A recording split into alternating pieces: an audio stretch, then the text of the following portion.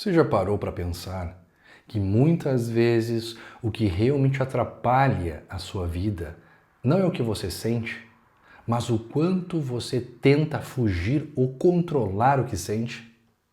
Em vez de lidar com as emoções como a ansiedade, a tristeza ou a raiva, muita gente entra em um modo automático de combate.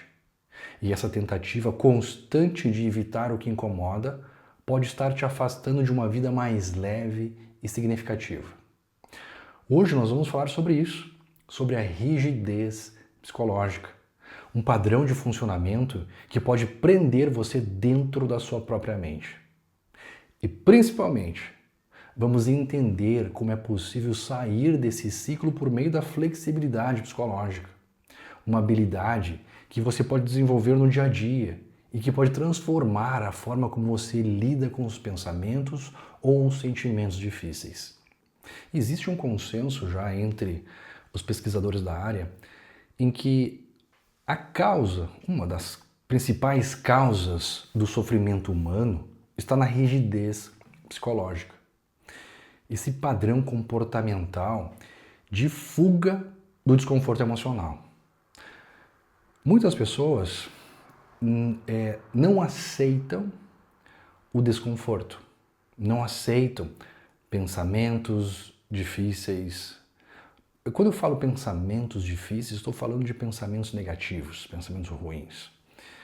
Não aceitam esse tipo de pensamento, não aceitam, por exemplo, emoções desconfortáveis, como ansiedade, raiva, tristeza, e fazem qualquer coisa para tentar fugir disso. E aí que está o problema. Não aceitar os estados emocionais ou então os pensamentos como eles realmente são podem levar as pessoas ao sofrimento. Então, boa parte do nosso sofrimento está aí, nessa não aceitação do desconforto, de pensamentos. A rigidez psicológica é a dificuldade de lidar com emoções, pensamentos ou lembranças incômodas de forma aberta. É quando a pessoa sente algo desconfortável e acredita que precisa se livrar daquilo imediatamente. Em vez de encarar a situação, ela tenta controlar, ela tenta evitar ou suprimir o que está sentindo. Isso pode até funcionar por um certo tempo, mas a longo prazo só aumenta o sofrimento. E pesquisas mostram que quanto mais a gente tenta suprimir uma emoção, mais ela tende a voltar com força. E além disso, a pessoa começa a deixar de fazer coisas importantes com medo de sentir de novo aquele desconforto. Para que a gente possa continuar, é importante entender uma coisa. Nós, seres humanos, basicamente temos apenas dois tipos de comportamentos. Tá? Se tu fizer uma análise, você vai perceber que a gente só está emitindo um desses dois comportamentos. Um por vez. Eu tenho que deixar claro isso. Um por vez. Ou o comportamento de afastamento, eu me afasto daquilo que é ruim, daquilo que é aversivo, ou eu me aproximo daquilo que é bom, daquilo que é apetitoso. Mas é um comportamento por vez. E a grande maioria das pessoas, na maior parte do tempo, estão se aproximando daquilo que é bom para elas, daquilo que é valoroso, daquilo que tem valor. A maior parte do tempo, para a maioria das pessoas, nós nos aproximamos, temos comportamentos de aproximação. Mas, em alguns momentos da vida, algumas pessoas deixam esse comportamento de aproximação e focam mais no outro, no comportamento de afastamento. O afastamento daquilo que é ruim, daquilo que é aversivo, daquilo que traz desconforto. No primeiro momento até parece justo isso, e fazer sentido eu me afastar daquilo que é ruim. O problema é que passa a ser o único comportamento. Como eu disse antes, é um por vez. Se eu estou muito focado em tentar não sentir desconforto, Se eu estou muito focado em não sentir medo, raiva, ansiedade, eu não estou me aproximando daquilo que é bom, daquilo que é valoroso para mim. E se eu fico muito tempo nisso, eu me afasto tanto das coisas que são importantes para mim, que eu acabo subindo um degrau. Antes era só um desconforto, antes era só uma dor, e agora, por estar longe daquilo que é valoroso para mim, eu acabo sofrendo. Faz sentido? Essas pessoas, é como se elas passassem a viver mais para evitar a dor do que para se aproximar do que é importante. Isso vai criando um padrão onde a vida vai ficando mais limitada, mais controlada e menos conectada com aquilo que realmente tem valor. Bom, um bom exemplo o exemplo real de como isso pode acontecer é a história do psicólogo Stephen Hayes, que é o criador da terapia de aceitação e compromisso. Olha só a história dele. Em 1978, ele teve seu primeiro ataque de pânico durante uma apresentação, durante uma palestra. A partir dali, começou a fazer de tudo para evitar sentir ansiedade de novo. Ele usava técnicas de respiração, se afastava de lugares que poderiam desencadear sintomas, escutava música para se distrair, tomava remédios. Quem nunca, né? Durante muito tempo, então, o Stephen Hayes, ele esteve focado em comportamentos de afastamento, né? Técnicas de respiração, né? Se afastar de lugares que poderiam desencadear sintomas, escutar música, se distrair, são todos comportamentos de afastamento. Do quê? Da ansiedade, que levou a ele ter os ataques de pânico. Então ele ficou muito tempo focado nesse padrão comportamental. Isso se chama esquiva experiencial. Nós vamos falar mais sobre a esquiva experiencial em um outro momento. Por enquanto, basta entender que a esquiva experiencial é esse padrão comportamental de afastamento. Tentar me afastar daquilo que me traz desconforto, daquilo que me traz dor. Tudo isso, no caso do Hayes, então, tudo isso era para mantê-lo no controle do que ele sentia. Mas com o tempo, ele perdeu essa conexão com as coisas que eram importantes. Com o tempo, ele percebeu que estava deixando de viver. A sua agenda era montada em função do medo. Até que numa madrugada, ele acordou em pânico de novo, mais uma vez. Os comportamentos de afastamento não estavam funcionando. Não estavam sendo eficientes. Então, mais uma vez, ele acorda em pânico. Só que daquela vez, tudo aquilo que ele costumava fazer para tentar se acalmar, ele desta vez deixou de lado. Desta vez, ele escolheu não fazer nada. Ele não estava sendo eficiente mesmo. Ele apenas ficou ali, observando o que sentia. E pela primeira vez, olha só que legal, pela primeira vez, ele notou que poderia simplesmente deixar a emoção passar, sem tentar lutar contra ela. Esse momento foi um ponto de virada. Ele percebeu que o problema não era a ansiedade em si, mas como um modo como ele estava tentando se proteger dela. Isso que ele fez se tornou a base de um novo jeito de entender o sofrimento humano e também de como ajudar as pessoas a viver melhor. Se ainda não ficou claro para você o propósito desse vídeo, é exatamente esse: mostrar como é possível viver melhor, de uma forma mais plena, mesmo diante do desconforto, mesmo diante da dor, da ansiedade. Uma vida com menos sofrimento. E se o sofrimento for inevitável, que ele seja breve. E é sobre isso. Como alcançar uma vida mais significativa por meio da flexibilidade psicológica. Então, a alternativa à rigidez psicológica é a flexibilidade psicológica, que é a capacidade de lidar com os pensamentos e sentimentos difíceis de uma forma mais aberta, consciente e alinhada com o que realmente importa. Ela é composta por habilidades que podem ser treinadas por qualquer pessoa, com prática e intenção no dia a dia. A primeira habilidade é a desfusão.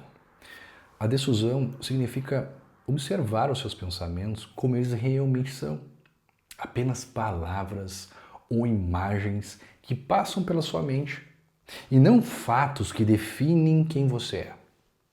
Quando conseguimos perceber que um pensamento, como por exemplo, eu sou um fracasso, é só uma construção mental e não uma verdade absoluta sobre você.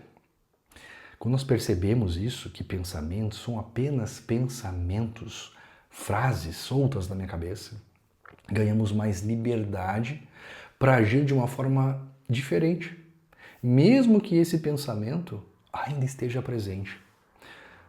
Na desfusão, você não precisa fazer nada para se livrar dos pensamentos.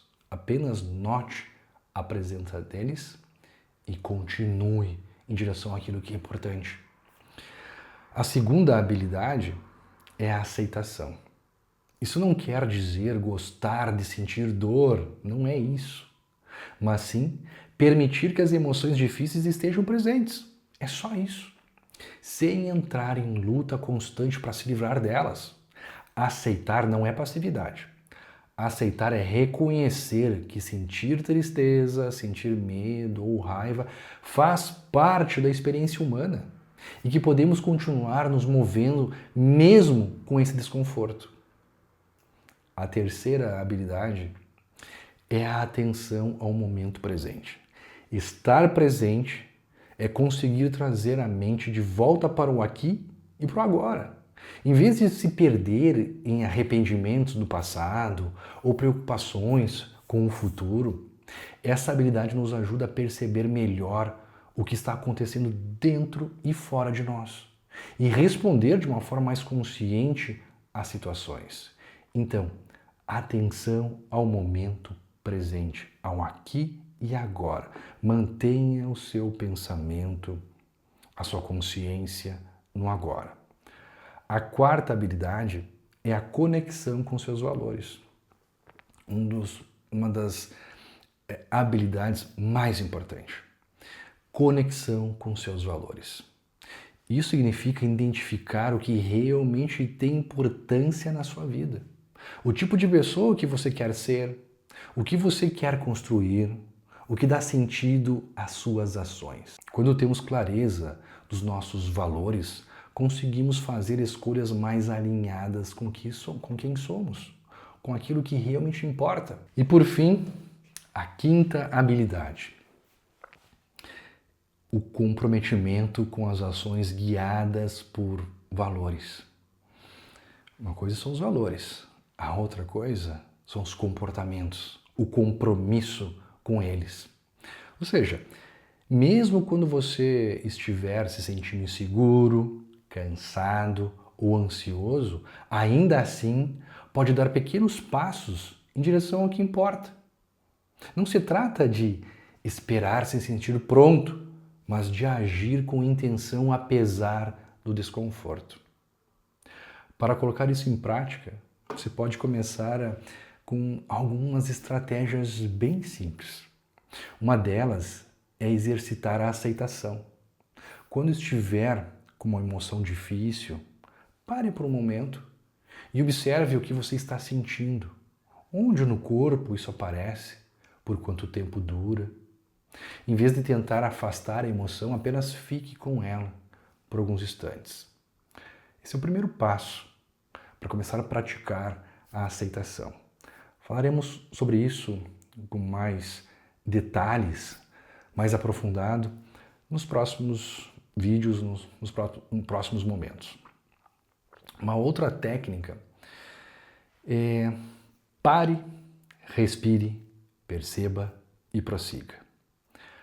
Pare por um instante, respire profundamente, perceba o que você está pensando, sentindo e o que está acontecendo ao seu redor e depois prossiga. Prossiga com o que você estiver fazendo de forma mais consciente. Vá em frente, apesar do desconforto. Faz sentido? Praticar é, como dizem, a alma do negócio. A prática leva à perfeição. E essa é a base para que nos próximos vídeos ou oportunidades a gente possa ir incrementando esses exercícios. E para fortalecer a clareza, dos seus valores, escreva em um papel os 3 valores mais importantes da sua vida. Quais são as 3 coisas mais importantes para você hoje? Depois, toda manhã, escolha uma pequena ação que represente cada um deles. Pode ser algo simples, mas significativo, como mandar uma mensagem carinhosa para alguém que é importante para ti. Reservar tempo para algo que você acredita ou dizer não a algo que te afasta de quem você quer ser. Está disposto a começar isso? Está disposto a se comprometer com um exercício simples como esse, mas que pode trazer uma diferença enorme na sua vida? Fique à vontade, então. E agora, pense um pouco. Quantas vezes você já tentou lutar contra seus próprios pensamentos ou emoções, achando que eles eram um problema? Eu acredito que muitos aqui. E se em vez de combater o que você sente, você aprendesse a observar isso com mais leveza? Será que não seria mais leve viver aceitando que um pensamento difícil faz parte da vida? E que eles não precisam decidir tudo por você? O que você faria se os pensamentos negativos não existissem? E por que você não faz isso agora? Bom, vamos resumir o que nós conversamos agora.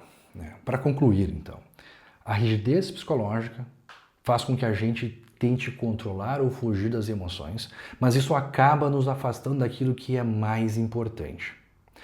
A boa notícia é que existe um caminho diferente. Desenvolver a flexibilidade psicológica. É aprender a lidar melhor com o que sentimos, sem precisar lutar o tempo todo.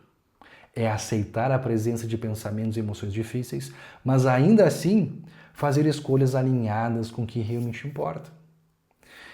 E isso pode ser treinado aos poucos, no dia a dia, como qualquer nova habilidade. Leva um tempo para se tornar mais natural, mas a mudança acontece.